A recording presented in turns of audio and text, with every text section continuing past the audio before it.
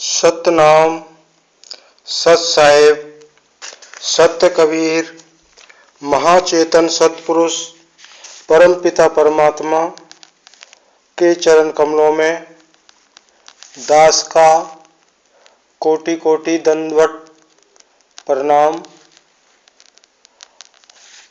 और भगत समाज के सभी प्रेमी भक्तों को दास का प्रणाम। प्रेमी सज्जनों, पिछला सत्संग भाग 2 के अंदर हमने जाना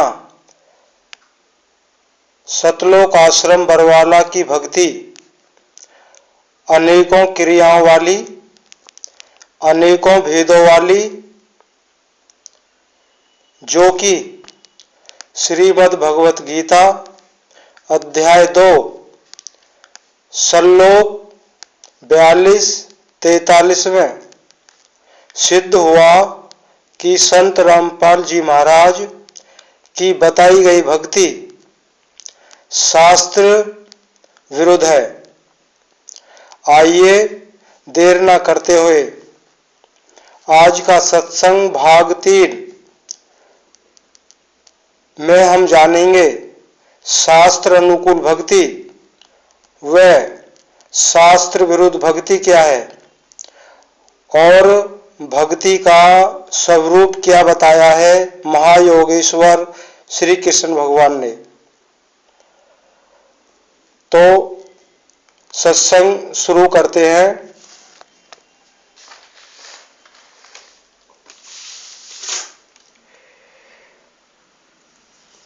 गीता का जो भी प्रमाण हमने आपको दिया था वो यथार्थ गीता से आपको प्रमाण दिया। आप चाहें तो अपनी तसल्ली के लिए कोई भी गीता लें और उसी अध्याय और श्लोक नंबर को बड़े ध्यान से पढ़ें। अब ये श्रीमद् भगवत गीता यथार्थ गीता है जो अडंगनानंद जी महाराज की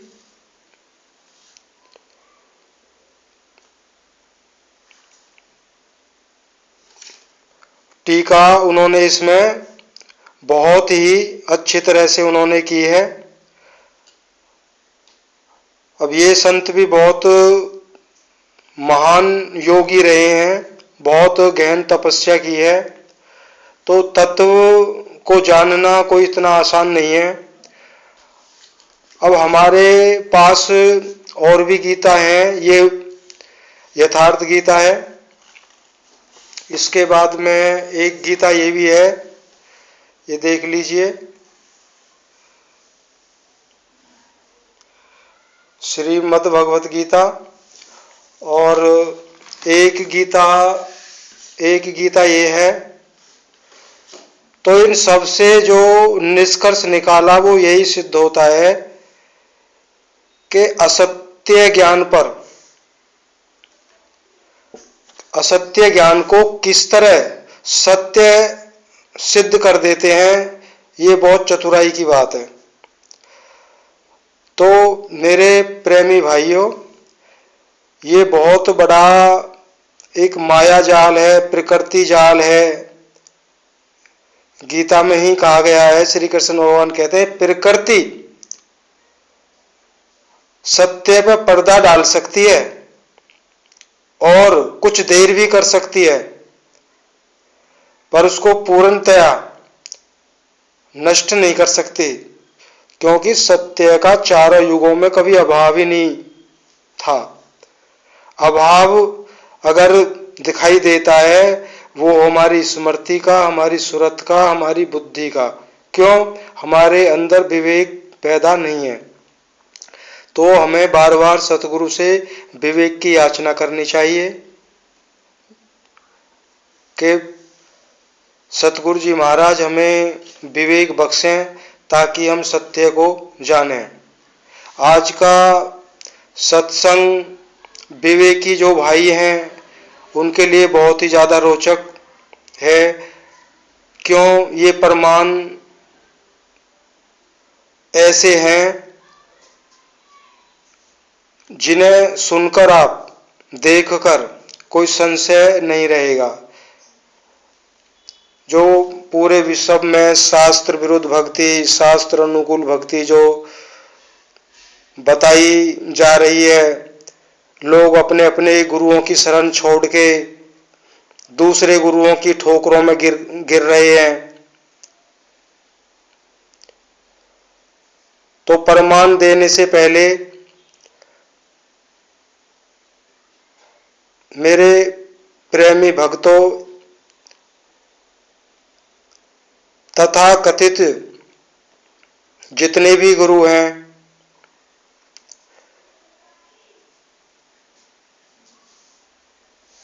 उनमें शास्त्र अनुकूल जो भक्ति है,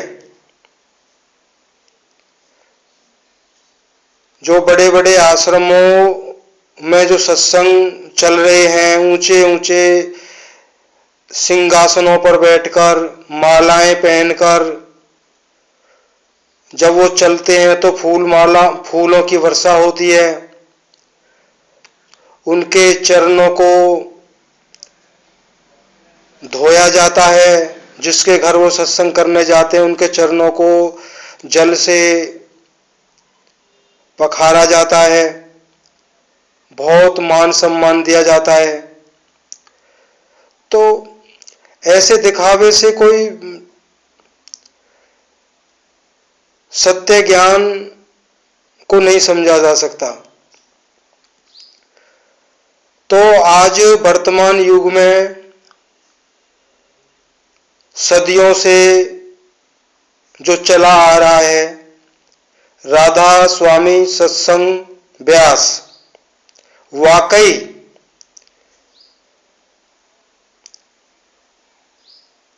महान गुरु बाबा जी गुरिंदर सिंह जी महाराज, उनके द्वारा जो बताई गई भक्ति है वो वाकई शास्त्र अनुकूल भक्ति है।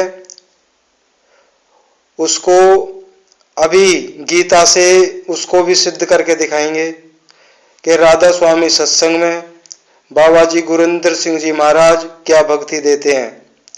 फर्क इतना है, हम बार बार सवाल तो करते हैं, 10 साल हो गए बाबा जी, 20 साल हो गए बाबा जी, 30 साल हो गए बाबा जी, कुछ दिखाई कुछ सुनाई नहीं देता है। तो उसका कारण क्या है? हम ही हैं। हम बुद्धि का सही इस्तेमाल नहीं करते हैं। सबको आदत है पका पकाया खाने की, कि सारा काम गुरु ही कर दे। तो हम ईंट पत्थरों की, पेड़ पौधों की सेवा करिए आए तो समझ लेते हैं बस हमारी मुक्ति निश्चित है, गुरुजी लेने आ जाएंगे अंत समय पे। तो ये भ्रम हम लोगों ने फैला रखा है। बाबा जी हमारे प्यारे से गुरुजी क्या कहना चाहते हैं, क्या इशारा है, उस तरफ तो ध्यान ही नहीं है किसी का। बड़ा दुख होता है इस दास के सामने। कई, एक नहीं बहुत कई जीव ऐसे हैं, एक परिवार को तो 40 साल हो गए बाबा चरण सिंह जी महाराज के समय से चलते आ रहे हैं। अब जैसे रामपाल जी आए तुरंत उन्होंने छोड़ दिया। ये दास जो भी कहना चाहता है वो सतगुरु कबीर साहब के दायरे के अंदर ही बोलता है। और वो दायरा क्या है? बात ये नहीं है राधा स्वामी सत्संग को छोड़ के गए। किसी भी सत्संग का कोई भी शिष्य अगर छोड़ के किसी दूसरे गुरु की शरण में चला जाता है तो वो खाली था, खाली है और खाली ही जाएगा। क्योंकि देह में बैठा हुआ कोई भी गुरु मुक्ति नहीं दे सकता। मुक्ति देगा सतगुरु जब अंतर में देखोगे। अंदर में जो बैठा हुआ सतगुरु है, जब जब वो दया करेंगे, विवेक देंगे, तब सत्य को जानोगे। अब बाहर देही में बैठा हुआ गुरु आपको बार बार इशारे से सब कुछ समझा रहा है, हमारी समझ में बात नहीं बैठती। और सोशल मीडिया के माध्यम से गुरु भी अपने बगजाल में लगे हुए हैं शिष्यों को फंसाने के लिए। मेरे शिष्य सबसे ज्यादा हों, मेरे शिष्य सबसे ज्यादा हों। सत्य को कोई आगे नहीं रख पा रहा। आइए देर नहीं करते हैं, प्रमाण देखते हैं।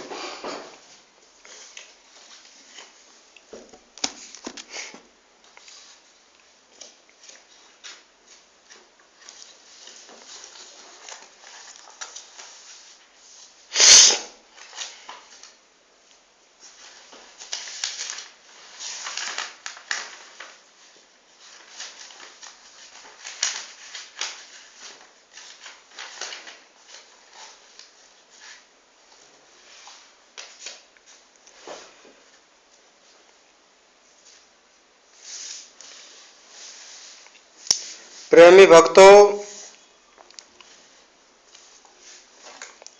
ये स्क्रीन पर देख लीजिए, दास के पास ये मोबाइल बहुत छोटा है। इसकी स्क्रीन में जैसा भी आपको दिखाई दे रहा है या नहीं दे रहा है, बाकी आप श्लोक नंबर याद रखिए और कोई भी गीता उठा के आप स्वयं से पढ़िए। देखो, ये जीवन है, अनंत जन्मों के अनंत पुण्यों के प्रताप से मनुष्य जन्म, जो देव दुर्लभ है, देवताओं को भी प्राप्त नहीं होता, देवता उनको भी सुलभ नहीं है ये, तो ये बहुत अमूल्य जन्म है। इसको व्यर्थ चला जाए, इससे बड़ी कोई दुख की बात नहीं है। अगर इसका सदुपयोग नहीं किया है, गीता में ही है कि अपनी आत्मा का हनन करना है। क्यों इसका सदुपयोग नहीं हुआ तो अधम योनियों में जाना पड़ता है। तो ये अध्याय 4, ये अध्याय चतुर्थ अध्याय 4 और श्लोक नंबर इसका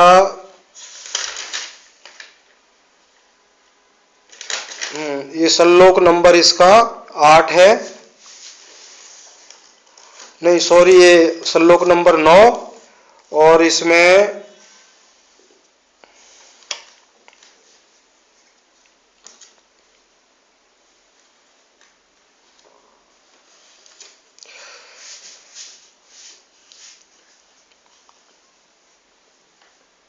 अध्याय 4 श्लोक नंबर 9। अब अध्याय 2 में सत असत का निर्णय देते हुए योगेश्वर श्री कृष्ण ने बताया था कि अर्जुन, असत वस्तु का अस्तित्व नहीं है और सत्य का तीनों कालों में कभी अभाव नहीं है। कह रहे हैं अर्जुन, असत्य जो झूठा ज्ञान है उसका कोई अस्तित्व भी नहीं है और सत्य का तीनों कालों में कभी अभाव नहीं है। और जो सत्य ज्ञान है, जो सत्य है, उसका सत्य कौन? आत्मा और परमात्मा। कह रहे हैं उसका तीनों कालों में कभी रत्ती भर भी अभाव नहीं होता है, वो भरपूर रहता है। तो क्या ऐसा कहते हैं? उन्होंने बताया नहीं, तत्वदर्शियों ने इसे देखा है। अब तत्वदर्शी का प्रश्न आया है, जरा प्रेमी भक्तों ध्यान से सुनना और सतलोक आश्रम बरवाला के शिष्य भी सुने। जो केवल गीता में एक श्लोक को जो बता दिया गया केवल उसी पे हैं, आगे वो पढ़ते नहीं है। तो कह रहे हैं उस सत्य को किसने देखा है? तो श्री कृष्ण भगवान ने कहा है तत्वदर्शियों ने इसे देखा है, न कि किसी भाषा विदित ने देखा है। कह रहे तत्व जिसने उस तत्व को विदित कर लिया है केवल वो ही जानता है, ना कि किसी भाषा विदित ने देखा। भाषा विदित का मतलब है कि दिन रात सत्संग ही सत्संग करते रहो करते रहो करते रहो, वो नहीं देख पाएंगे। ना किसी भाषा विदित ने देखा, ना किसी स्मृतिशाली ने देखा, चाहे कोई कितना ही यशस्वी हो, पूरे संसार में उसका यश फैला हो, वो नहीं देख पाएगा। यहां पुनः बल देते हैं कि मेरा आविर्भाव तो होता है। अब श्री कृष्ण भगवान कह रहे हैं कि मेरा भी आविर्भाव होता है, कि मुझे भी लोग जल्दी से मेरा स्वरूप को नहीं देख सकते, मेरा भी आविर्भाव होता है, लेकिन उसे तत्वदर्शी देख पाता है।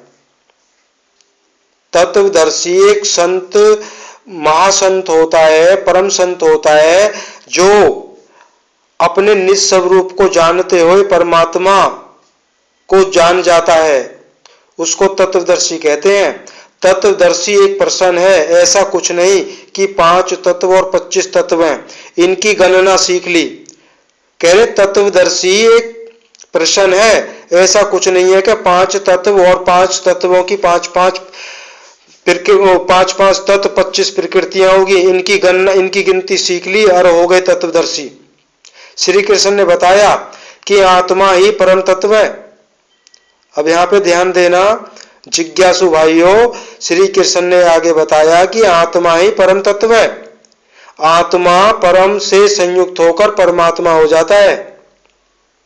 आत्म साक्षात्कार करने वाला ही इस आविर्भाव को समझ पाता है। सिद्ध है अवतार किसी विरही अनुरागी के हृदय में होता है। अब विरही अनुरागी के हृदय में इस तत्व को जाना जाता है। अनुरागी कौन था? उस समय अनुरागी अर्जुन था और श्री कृष्ण एक महायोगी योगेश्वर थे।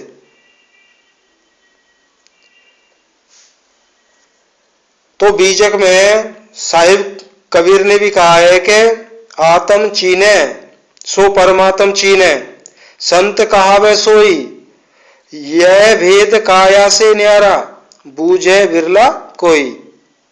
अब यहां कोई क्रिया नहीं आई है अभी तक कि आरती करनी है, जोत जलानी है, माला जपनी है, ये करना है, वो अनंत अनंत क्रिया नहीं करनी। अब आगे देखिए,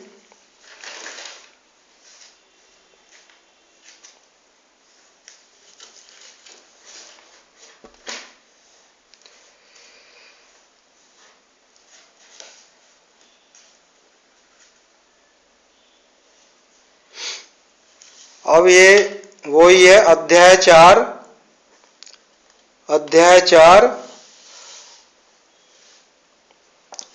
और श्लोक 28। अध्याय 4 श्लोक 28 में क्या कहते हैं श्री कृष्ण भगवान?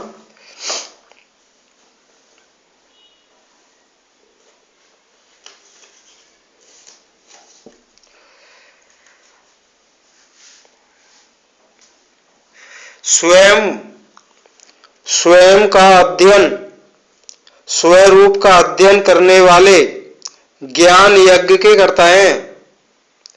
जो श्री कृष्ण भगवान ने हमें शास्त्र अनुकूल जो भक्ति बताई है, उसको श्री कृष्ण भगवान ने उस भक्ति का क्या नाम दिया है? यज्ञ। आगे यज्ञ का वर्णन आएगा, कौन सा यज्ञ करना है।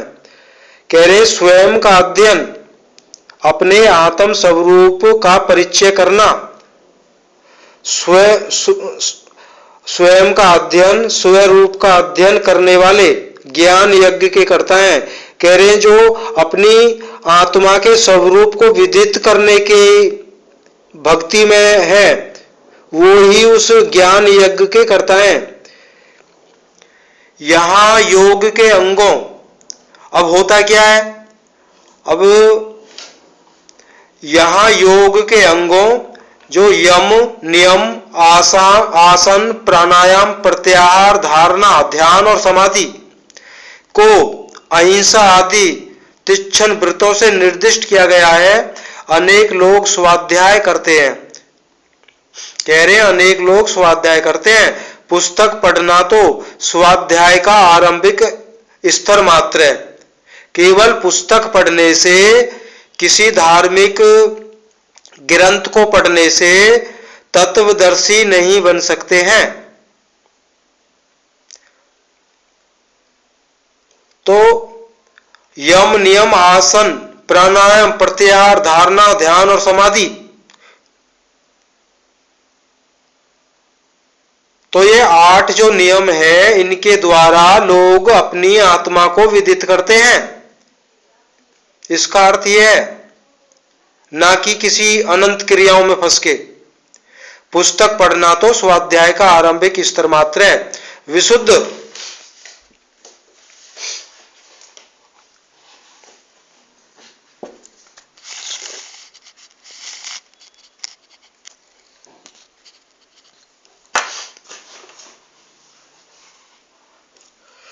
विशुद्ध स्वाध्याय स्वयं का अध्ययन, जिससे स्वरूप की उपलब्धि होती है, जिसका परिणाम होता है ज्ञान, और ज्ञान का परिणाम होता है साक्षात्कार। अब आगे चलते हैं।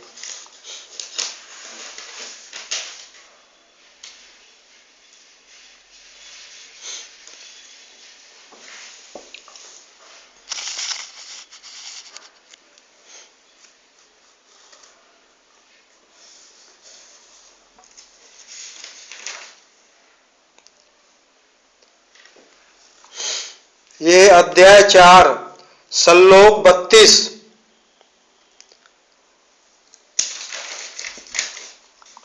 इसमें भावार्थ आया है। श्री कृष्ण भगवान कहते हैं, प्राय यज्ञ का नाम आने पर लोग बाहर एक यज्ञ वेदी बनाकर तिल जौ लेकर स्वाहा बोलते हुए हवन प्रारंभ कर देते हैं। यह एक धोखा है। द्रव्य यज्ञ दूसरा है, जिसे श्री कृष्ण ने कई बार कहा, किंतु पशु बलि, वस्तु दाह इत्यादि से इसका कोई संबंध नहीं है।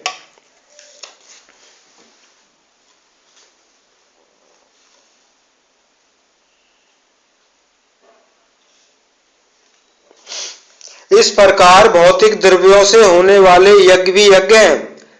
श्री कृष्ण भगवान बोल रहे हैं कि इस प्रकार भौतिक द्रव्यों से होने वाले यज्ञ भी यज्ञ हैं, किंतु उस यज्ञ की तुलना में जिसका परिणाम साक्षात्कार है, उस ज्ञान यज्ञ की अपेक्षा अत्यंत अल्प है।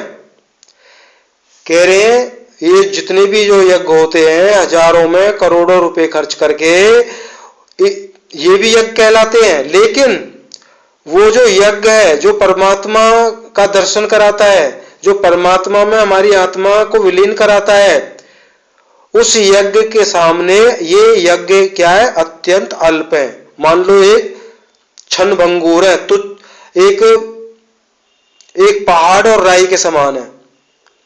आप करोड़ों का हवन करें, सैकड़ों यज्ञ वेदी बना लें, सत पथ पर द्रव्य लगावें, साधु संत महापुरुषों की सेवा में द्रव्य लगावें, किंतु इस ज्ञान यज्ञ की अपेक्षा अत्यंत अल्प है। वस्तुतः यज्ञ श्वास प्रश्वास का है। कह रहे हैं, वस्तुतः यज्ञ क्या है? यज्ञ श्वास प्रश्वास का है, इंद्रियों के संयम का है, मन के निरोध का है, जैसा कि श्री कृष्ण अभी बता आए हैं। इस यज्ञ को प्राप्त कहां से किया जाए, उसकी विधि कहां से सीखें? मंदिरों, मस्जिदों, गिरजाघरों में मिलेगा या पुस्तकों में? ये अर्जुन ने सवाल किया है। या तीर्थ यात्राओं में मिलेगा या स्नान करने से मिलेगा? श्री कृष्ण कहते नहीं, उसका तो एक ही स्तोत्र है, तत्व स्थित महापुरुष। उन्होंने कहा है उसका तो केवल एक ही मार्ग है, एक ही सूत्र है, और वो स्तोत्र क्या है? वो तत्व स्थित महापुरुष, जिसने तत्व को विदित कर लिया है। तो रामपाल जी महाराज ने इस श्लोक नंबर 34 अध्याय नंबर 4 ये जो आपके सामने स्क्रीन पर है, इसको बड़े प्यार से अपनी ज्ञान गंगा पुस्तक में छापा है और इसका भावार्थ भी दिया है, लेकिन थोड़ी सी वो गलती कर गए। गलती नहीं करते तो फिर तत्वदर्शी कैसे बनते? गलती तो करनी पड़ती है ना, सत्य को असत्य में बदलना पड़ता है, तभी तो ऊंचे स्तर पर पहुंचेंगे। अध्याय 4 श्लोक नंबर 34। अब थोड़ा सा ये दिखा देते हैं हम आपको, ये ज्ञान गंगा है इनकी, ठीक है साहब।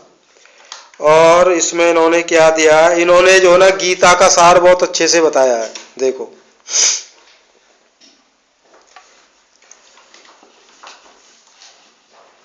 इन्होंने इसमें लिखा है, ये ज्ञान गंगा है, पृष्ठ संख्या है 180। इसमें लिखा है इन्होंने, संत रामपाल दास जी महाराज ने, उस परमेश्वर तत्व ज्ञान व भक्ति मार्ग को, अब देखो श्री कृष्ण भगवान के लिए कितना गलत लिखा है इन्होंने।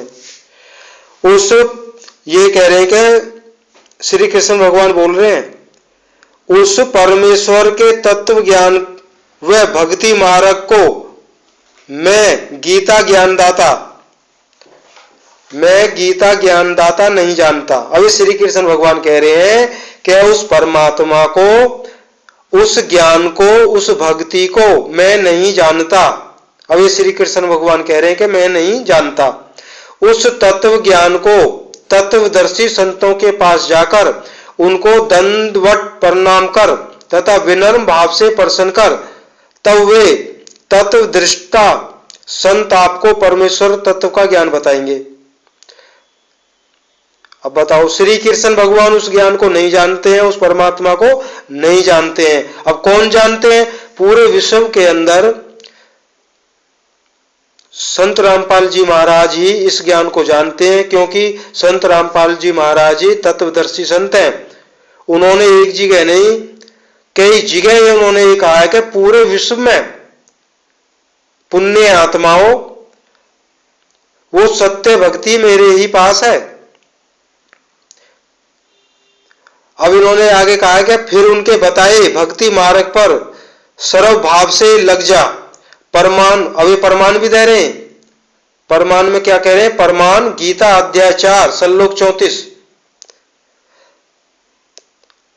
और तत्वदर्शी संत की पहचान गीता अध्याय 15 श्लोक 1 में। अब ये सब कुछ आएगा। अब पहले इसी को देख लेते हैं कि श्री कृष्ण भगवान ने ये कहा है कि मैं उस ज्ञान को नहीं जानता हूं, उस भक्ति को नहीं जानता हूं, उस परमेश्वर को नहीं जानता हूं। इन्होंने प्रमाण के लिए दे दिया है गीता अध्याय 4 श्लोक 34। अब वही श्लोक हमारे सामने आ रहा है। अब थोड़ा जूम करके देख लेना प्रेमी भाइयों, ये चतुर्थ अध्याय 4 और श्लोक 33, ये 33 इन्होंने श्लोक 34 बताया है। 33 को तो अभी पढ़ा है ना हमने कि वो यज्ञ क्या है। अब ये है श्लोक 34। इसमें लिखा है, इसलिए अर्जुन तू तत्वदर्शी महापुरुषों के पास जाकर भली प्रकार प्रणत होकर, दंडवत प्रणाम करके, अहंकार त्याग कर, शरण होकर, भली प्रकार सेवा करके, निष्कपट भाव से प्रसन्न करके तू उस ज्ञान को जान। बिल्कुल यहां तक तो सही लिखा है उन्होंने, संत रामपाल जी महाराज ने यहां तक सही लिखा है कि उस तत्वदर्शी की शरण में जाकर दंडवत प्रणाम करके, अहंकार त्याग कर, शरण होकर, भली प्रकार सेवा करके, निष्कपट भाव से प्रसन्न करके तू उस ज्ञान को जान। आगे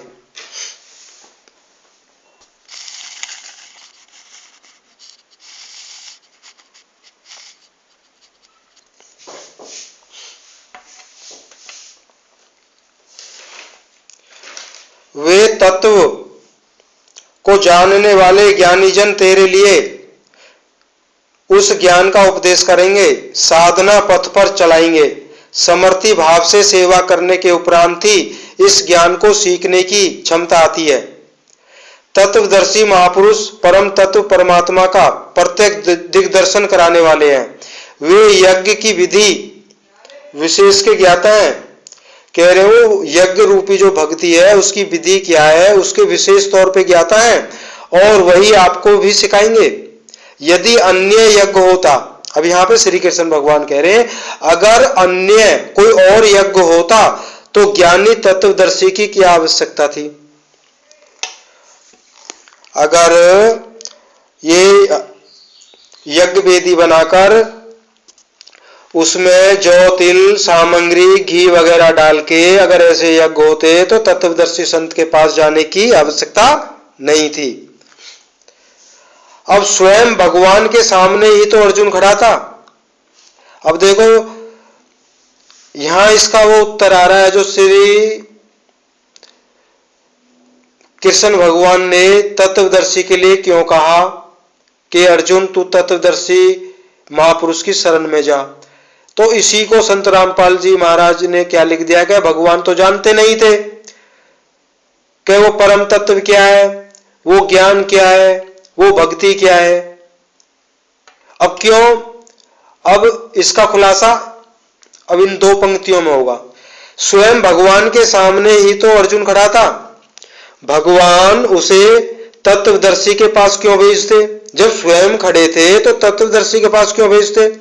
वस्तुतः श्री कृष्ण एक योगी थे, उनका आशय है कि आज तो अनुरागी अर्जुन मेरे समक्ष उपस्थित है, भविष्य में अनुरागियों को कहीं भ्रम ना हो जाए कि श्री कृष्ण तो चले गए, अब किसकी शरण में जाएं। इसलिए उन्होंने स्पष्ट किया तत्वदर्शी के पास जाओ, वो ज्ञानी जन तुझे उपदेश करेंगे। अब देखो भक्त तो सीधा सीधा है, इसे इतना भी विवेक नहीं लगाना है कि जो ये समझ में नहीं आए।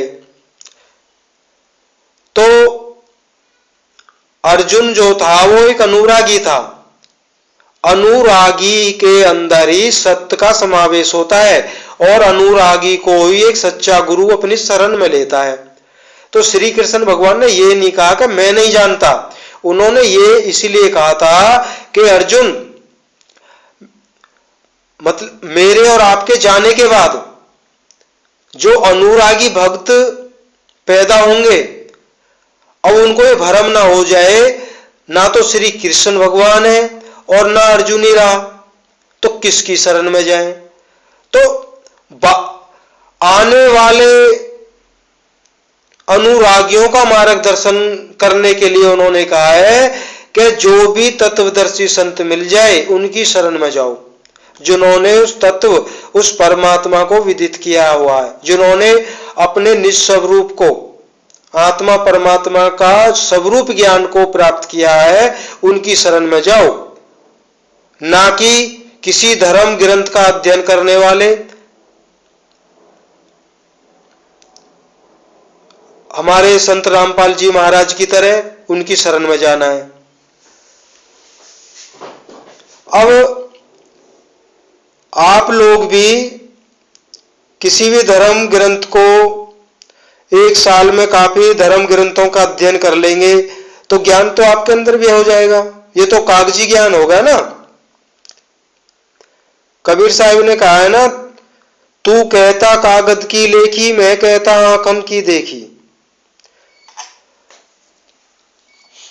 अब इस बात को ले लो, हम सभी जानते हैं, आप सब जानते हैं कि रावण जो था वो चारों वेदों का ज्ञाता था।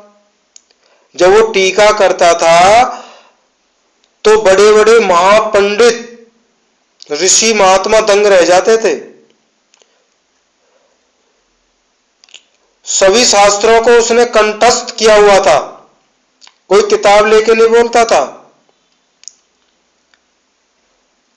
लेकिन क्या रावण की मुक्ति हो गई? नहीं हुई। तो मेरे प्रेमी सज्जनों, किताबों से कुछ ज्ञान तो होता है, शास्त्र हमारे संकेत करते हैं कि ये रास्ता है, इस पे चलना होगा। अब ये ज्ञान थोड़ी है पूरे संसार को विदित कर लें, पूरे संसार चराचर जगत का ज्ञान प्राप्त कर लें, और जब शरीर छोड़ के दूसरे जन्म में जाएंगे, मान लिया कि अगला जन्म मनुष्य का ही मिल गया, तो माता के गर्भ से हम क्या याद रहता है हमको? कुछ भी नहीं। हमें तो यही पता नहीं होता है कि माँ है, मेरा पिता है। तो माता ही तो बार बार बोलती है।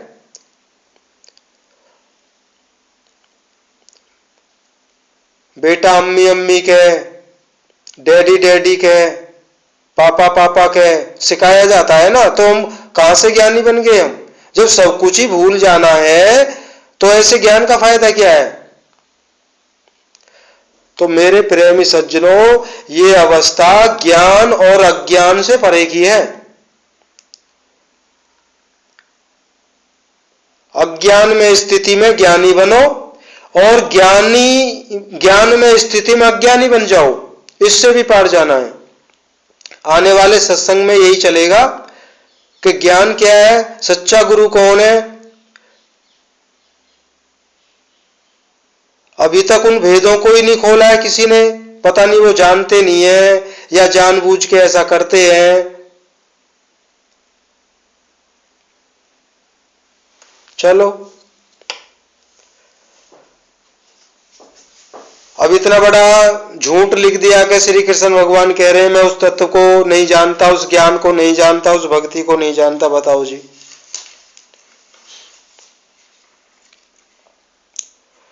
अब यज्ञ का स्वरूप क्या बताया है उसको देख लेते हैं। ये अध्याय 5, पंचम अध्याय, श्लोक नंबर 27-28, श्लोक नंबर 27 और 28। अर्जुन, अब देखो कौन सी भक्ति करनी है। भक्ति कौन सी करनी है? शास्त्र के अनुसार, श्रीमद् भगवत गीता के अनुसार। अर्जुन, बाहर के विषयों दृश्यों का चिंतन ना करते हुए, बाहर के विषय विकारों का और दृश्यों का चिंतन ना करते हुए उन्हें त्याग कर नेत्रों की दृष्टि को भृकुटी के बीच में स्थिर करके। अब भक्तजनों थोड़ा ये भी ध्यान देना। अब हम ये दास पहले कह चुका है कि राधा स्वामी सत्संग की जो भक्ति है वो शास्त्र अनुकूल है। अब जो इसमें भक्ति का स्वरूप बताया जा रहा है वो एज ए बिल्कुल सेम टू सेम राधा स्वामी सत्संग की भक्ति से मैच करती है, बिल्कुल एज इट इज। बाहर के विषयों दृश्यों का चिंतन ना करते हुए उन्हें त्याग कर नेत्रों की दृष्टि को भृकुटी के बीच में स्थिर करके। भूर्वो अंतरे का ऐसा अर्थ नहीं कि आंखों के बीच या भौहों के बीच में कहीं देखने की भावना से दृष्टि लगाएं। भृकुटी के बीच का शुद्ध अर्थ इतना ही है कि सीधे बैठने पर दृष्टि, सीधे बैठने पर दृष्टि भृकुटी के ठीक मध्य से सीधे आगे बढ़े, दाहिने बाएं इधर उधर चकपक ना देखे। नाक की दाढ़ी पर सीधी दृष्टि रखते हुए नासिका के अंदर विचरण करने वाले प्राण और अपान वायु को सम करके, अर्थात दृष्टि तो वहां स्थिर करें और सुरत को श्वास में लगा दें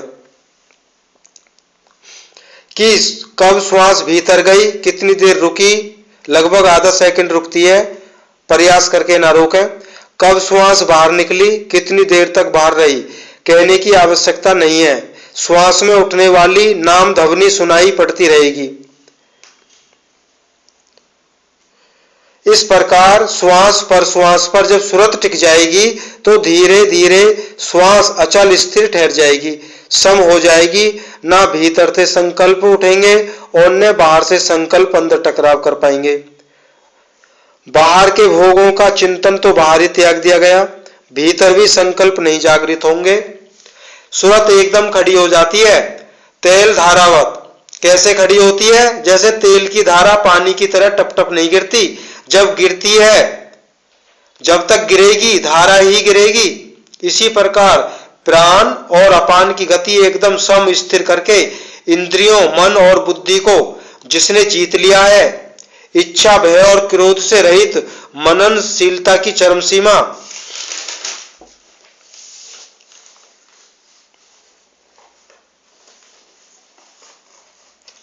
चरम सीमा पर पहुंचा हुआ मोक्ष प्रायण मुनि सदा मुक्ति है। मुक्त होकर वह कहां जाता है, क्या पाता है, इस पर कहते हैं।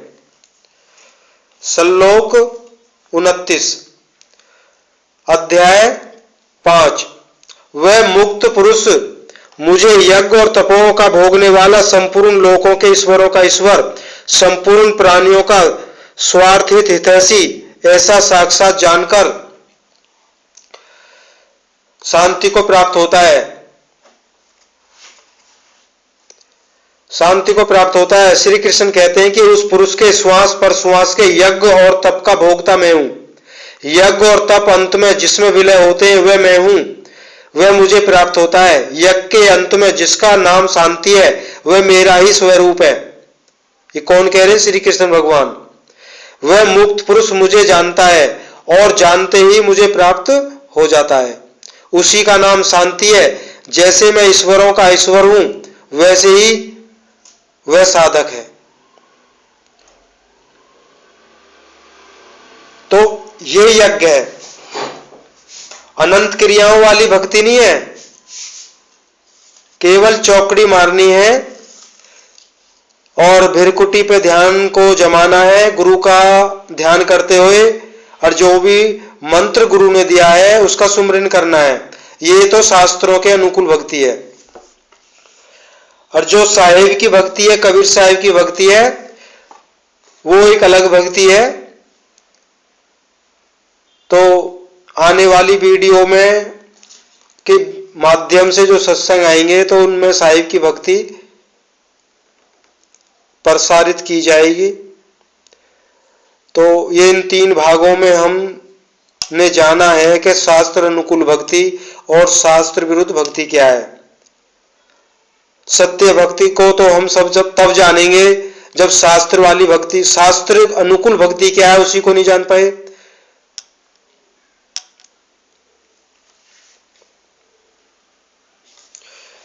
अब बता रहे हैं तत्वदर्शी होता कौन है। पिछले उसमें बताया है 5 तत्व, 25 प्रकृतियां, इनको जानने वाला, किताबों का अध्ययन करने वाला किसी धर्म ग्रंथ को पढ़ के ज्ञान कर लेने से तत्वदर्शी नहीं बन जाता।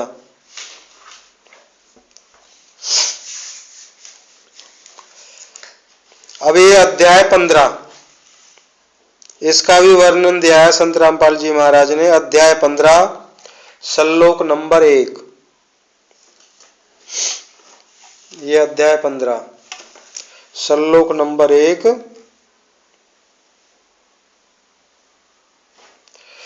जो पुरुष इस संसार रूपी वृक्ष को देखते हुए विदित कर लेता है वह वेद का ज्ञाता है।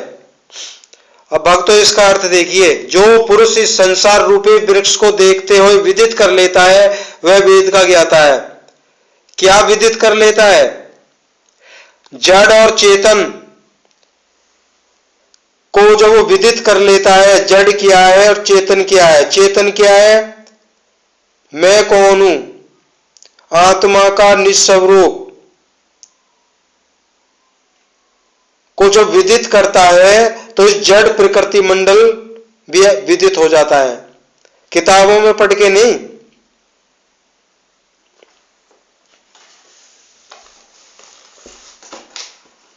आगे कहते हैं जिसने उस संसार वृक्ष को जाना है उसने वेद को जाना है। कह रहे जिसने उस संसार वृक्ष को जाना है, जिसने उसको विदित कर लिया है ज्ञान से, अंदर से, उसने वेद को जाना है। ना कि ग्रंथ पढ़ने वाला। पुस्तक पढ़ने से तो उधर बढ़ने की प्रेरणा मात्र मिलती है। अब श्री कृष्ण भगवान ने खोल दिया है, ग्रंथ पढ़ने से, पुस्तक पढ़ने से उस संसार रूपी वृक्ष को विदित करना, जानने की प्रेरणा मिलती है। तो बहुत गहन तपस्या करनी पड़ेगी, तत्वदर्शी संत ऐसे नहीं बन जाते। तो संत रामपाल जी महाराज ने तो कई फोटो भी डाल रखी है, रात में किताबों का अध्ययन कर रहे हैं। तत्वदर्शी संत को क्या किताबों का सहारा लेना? जिसने पूरे संसार को विदित कर लिया है, जान लिया है, वो तो किताब खोलेगा ही नहीं। और उसका तो अनुभव है ना, अनुभव पे आधारित है सब कुछ। शिष्यों के सामने अनुभव रखेगा।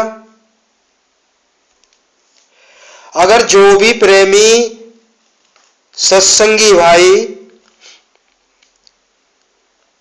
कोई भी है, अगर इस सत्संग को यहां तक जिसने सुना है, कृपया एक विशेष ध्यान दें। मेरे सत्संग को ना तो किसी को लाइक करना है, ना शेयर करना है, ना सब्सक्राइब करना है। इस चैनल का ये उद्देश्य नहीं है कि निजी स्वार्थ हो मेरा, कोई नहीं। सत्य आपके सामने पहुंचे, बस ये इसी को मैं सेवा समझता हूं।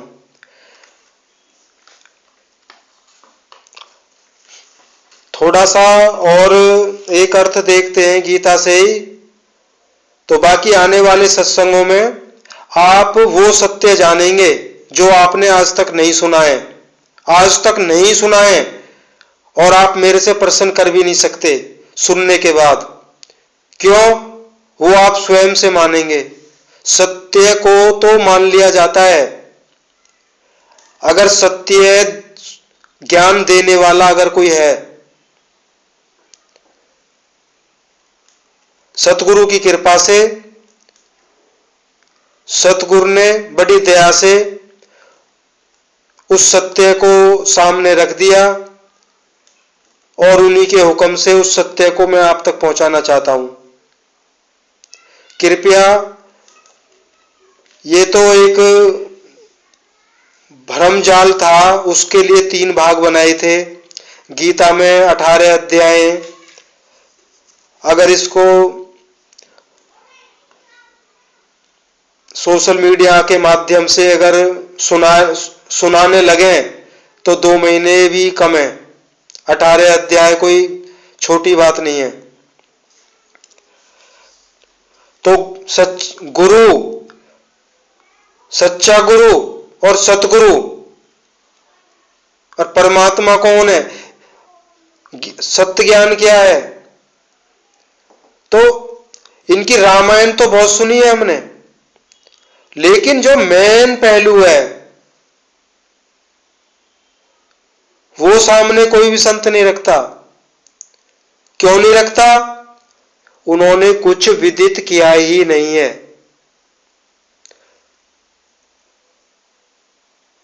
जो महापुरुष अपने अनुभवों को धर्म ग्रंथों में, पुस्तकों में लिख कर गए, उनका सहारा हमने लिया और हम तत्क्षण गुरु बनकर बैठ गए।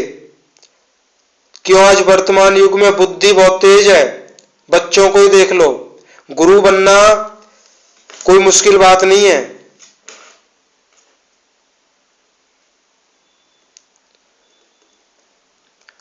लेकिन आगे का पता नहीं है कि उनकी दौड़ कहां खत्म हो जाएगी, ये उनको ज्ञान नहीं है।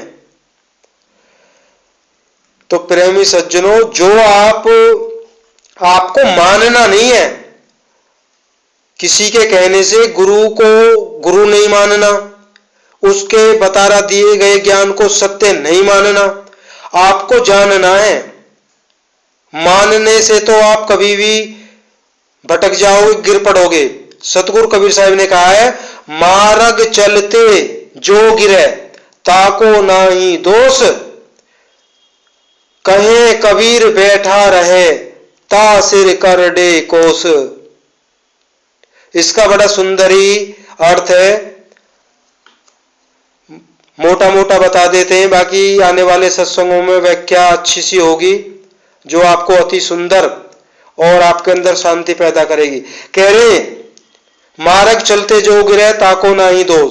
जो सत्य मार्ग को जिसने एक बार पकड़ लिया, किसी भी बुरी परिस्थिति के आने से अगर वो डगमगा जाता है, छोड़ देता है सत्य भक्ति को, कह रहे उसको दोष नहीं है।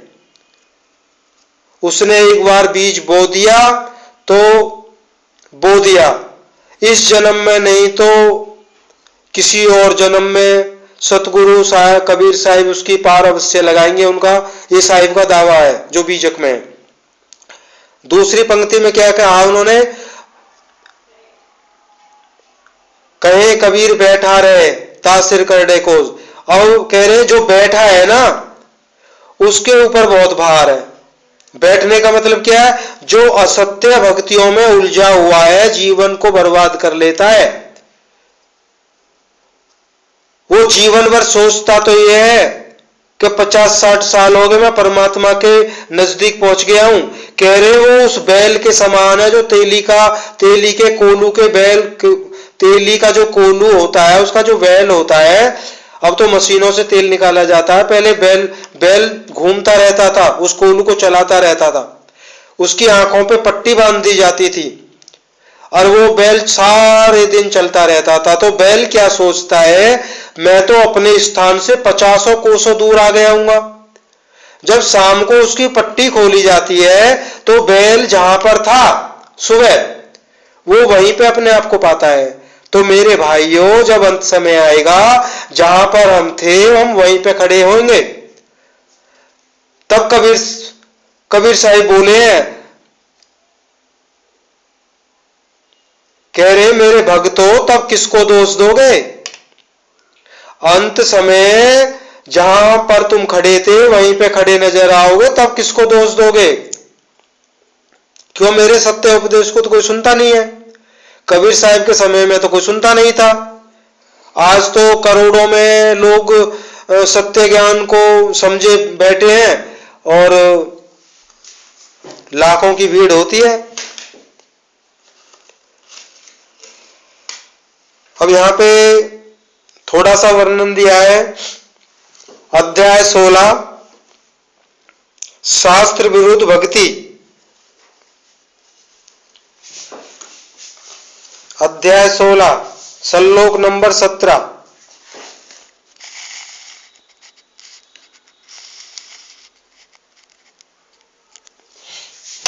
श्लोक नंबर 17। अपने आप को ही श्रेष्ठ मानने वाले, अब देखो, अपने आप को ही श्रेष्ठ मानने वाले धन और मान के मद से युक्त होकर वे घमंडी मनुष्य शास्त्र विधि से रहित केवल नाम मात्र के यज्ञों द्वारा पाखंड से यजन करते हैं। अब इसमें समझाने की जरूरत नहीं है भक्तजनों, हम और आप इतने तो बुद्धिमान हैं। कह रहे हैं अपने आप को श्रेष्ठ मानने वाले, कौन है श्रेष्ठ। संत रामपाल जी महाराज ने कहा है कि पूरे विश्व में एक इस दास के पास ही श्रेष्ठ भक्ति है। तो कितना बड़ा घमंड दिखाया उन्होंने। और धन मान के मद से युक्त होकर वे घमंडी मनुष्य शास्त्र विधि से रहित केवल नाम मात्र के यज्ञों द्वारा पाखंड से यजन करते हैं। नाम मात्र का यज्ञ क्या बताया उन्होंने, अभी जो पीछे बता के आए कि कोई यज्ञ वेदी बना लो, उसमें जौ तिल घी हवन आदि वस्तुओं का स्वाहा करना, ये यज्ञ नहीं है। पाखंड से यजन करते हैं। क्या वही यज्ञ करते हैं जैसा श्री कृष्ण भगवान ने बताया है? नहीं, उस विधि को छोड़कर करते हैं। अब यहाँ पे भक्तों आ गया ना, कह रहे कि क्या ये वही यज्ञ है जैसा श्री कृष्ण ने बताया? नहीं, उस विधि को छोड़कर करते हैं, क्योंकि विधि योगेश्वर ने स्वयं बताई है। अध्याय 4 श्लोक 14 और 33 में, जो अभी पीछे सुनिए। अध्याय 4 श्लोक 24 और 33 और अध्याय 6 श्लोक 10 और 17 में विधि बताई है। भक्तजनों आप स्वयं से पढ़ भी लेना। अब अध्याय 18 वे दूसरों की निंदा करने वाले। अब यहाँ पे सारे सारे चिन्ह जो है संत रामपाल जी महाराज पर खरे उतर रहे हैं। एक तो वो अपने को काफी श्रेष्ठ मानते थे, पूरे जगत के तत्वदर्शी संत थे। दूसरे दूसरों की निंदा करने वाले। उन्होंने ब्रह्मा विष्णु महेश की ऐसी निंदा की है, उन्होंने कहा है कि ब्रह्मा विष्णु महेश की भक्ति करने वाले, इनकी ऐसी भक्ति है जैसे कोई फोड़ा होता है उसमें मवाद पड़ जाती है, उस मवाद को बाहर निकालना पड़ता है। ये वर्णन भक्ति से भगवान तक इनकी पुस्तक में लिखा हुआ है। और अहंकार, बल, घमंड, कामना और क्रोध के परायण हुए पुरुष अपने और दूसरों के शरीर में स्थित मुझ अंतर्यामी परमात्मा से द्वेष करने वाले हैं। शास्त्र विधि से परमात्मा का सुमरन एक यज्ञ है। अब देखो यहां पे खोल दिया है, शास्त्र विधि से परमात्मा का सुमरन एक यज्ञ है। जो इस विधि को त्याग कर नाम मात्र का यज्ञ करते हैं, यज्ञ के नाम पर कुछ ना कुछ करते ही रहते हैं, वे अपने और दूसरों के शरीर में स्थित मुझ परमात्मा से द्वेष करने वाले हैं। लोग द्वेष करते ही रहते हैं और बच भी जाते हैं। क्या वे भी बच जाएंगे? अर्जुन ने सवाल किया। इस पर कहते हैं नहीं। अब यहां पे श्री कृष्ण भगवान ने कहा कि ऐसे लोगों का होता क्या है, मुझसे द्वेष करने वाले उन पापाचारी कुकर्मी नराधमों को मैं संसार में निरंतर आसुरी योनियों में ही गिराता हूं। जो शास्त्र विधि को त्याग कर यजन करते हैं वे पाप योनि है, वही मनुष्यों में अधम है। इन्हीं को कुकर्मी कहा गया है, अन्य कोई अधम नहीं। पीछे कहा था ऐसे अधमों को मैं नरक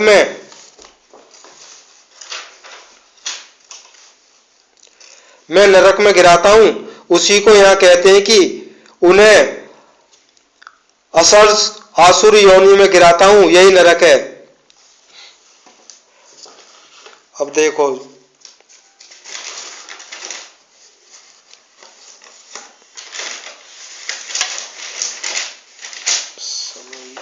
जाता है।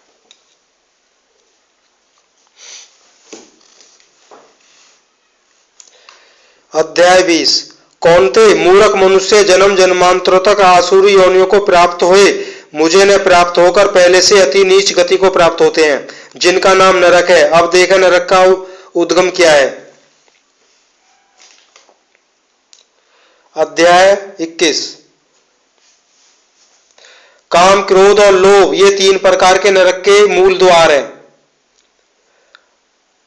देखो भक्तों, जिस जीव के अंदर काम, क्रोध और लोभ जीवन भर बने रहते हैं, ये नरक के मुख्य 3 द्वार है। ये आत्मा का नाश करने वाले, उसे अधोगति में ले जाने वाले हैं। अतः इन तीनों को त्याग देना चाहिए। इन्हीं तीनों पर आसुरी संपत्ति टिकी हुई है। इन्हें त्यागने से क्या लाभ? श्लोक 22। कौन्ते नरक के इन तीनों द्वारों से मुक्त हुआ पुरुष अपने परम कल्याण के लिए आचरण कर पाता है, जिससे वह परम गति यथार्थ मेरे को प्राप्त होता है। इन तीनों विकारों को त्यागने पर ही मनुष्य नियत कर्म करता है, जिसका परिणाम परम श्रेय है।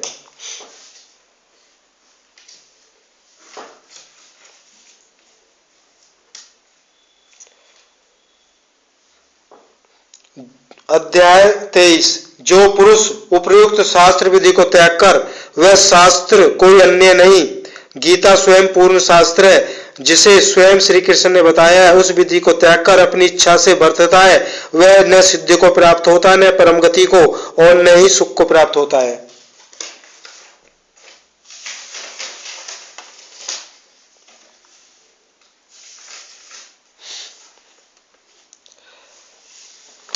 अब इसमें 3 श्लोक और पढ़ते हैं, वीडियो काफी लंबी हो गई। अध्याय 18 श्लोक नंबर 62 में क्या है। इसलिए भारत संपूर्ण भाव से उस ईश्वर की जो हृदय देश में स्थित है अन्य शरण को प्राप्त हो, उसकी कृपा प्रसाद से तू परम शांति शाश्वत परम धाम को प्राप्त होगा। अतः ध्यान करना है तो हृदय देश में करें। यह जानते हुए भी मंदिर, मस्जिद, चर्च या अन्यत्र खोजना समय बर्बाद करना है। हाँ, जानकारी नहीं है तब तक स्वाभाविक है। ईश्वर का निवास स्थान हृदय है। भागवत